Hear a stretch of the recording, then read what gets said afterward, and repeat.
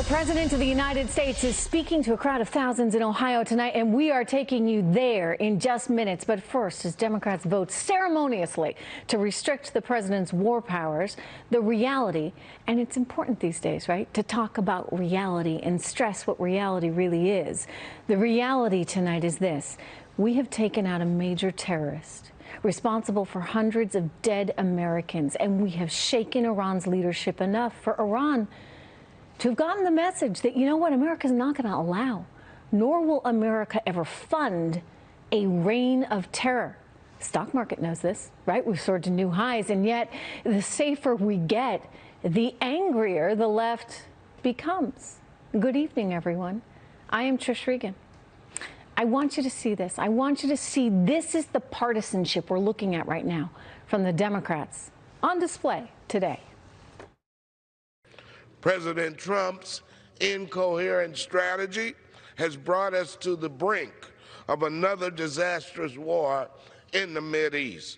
President Trump has committed an illegal and unconstitutional act of war. The president's dangerous provocation was unlawful and unconstitutional. The president's reckless and irresponsible actions toward Iran have endangered our service members. Is that this reckless act by the President of the United States actually makes us less safe? Huh. They're all mad. They're all mad. They're all mad because, you know what? These are people that cannot stand success, because when the country's successful, they think they're not. President Trump has single-handedly course-corrected the mess we have had in the Middle East. He has demonstrated that we will no longer appease terrorist regimes.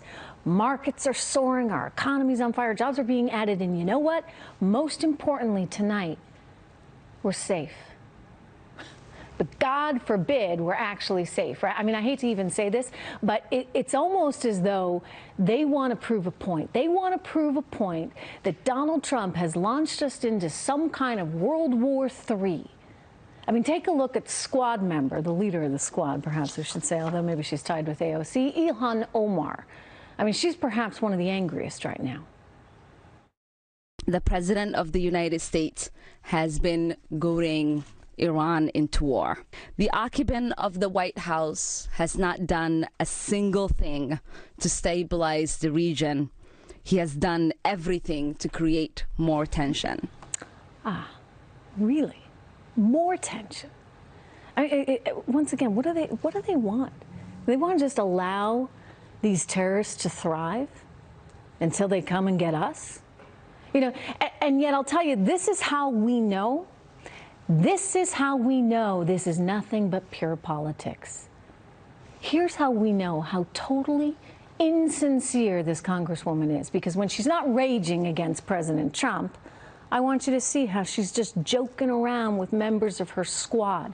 Take a look at this here. Can we actually zoom in on this? Because I want you to see her laughing. Here she is, Ilhan Omar, laughing, giggling, chatting happily with her squad mates as another Democrat Congresswoman talks about war and death and our soldiers.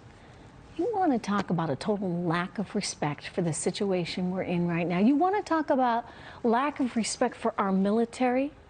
Her giggling up there. I mean, is this not proof that she doesn't take any of this seriously?